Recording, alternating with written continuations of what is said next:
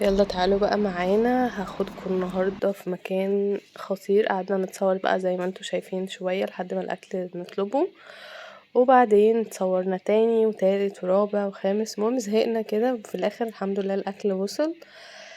عايزة اقول لكم بقى المكان ده كان اكتشاف. المكان في مكرم عبيد في مدينة نصر، بيعمل برجر اسمه ريبابليك برجر، وعند حديقة الطفل. سعر الساندوتش اللي احنا طلبناه ده كان بالمشروم. اديكوا شايفين اهو، بصوا بقى حجمه يا جماعة خطير. مشروم كتير، صوص الرانش كتير، مشروم طازة. البرجر نفسه محشي موتزاريلا، بطاطس كتير قوي قوي قوي، وفي خس وفي بصل. بصوا حاجة كده جامدة قوي. اكتشاف يعني، هو اكتشاف احمد يا جماعة عشان اكون معترفة وصريحة برضو.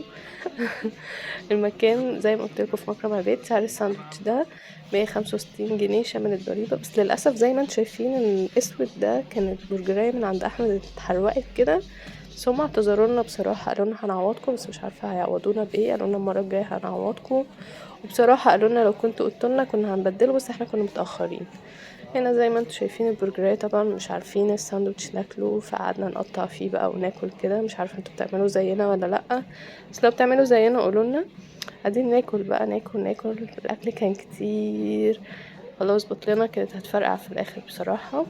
كمية خطيرة بجد. recommended المكان بصراحة، يعني المكان تحفة، وبجد بجد بجد تجربة جميلة.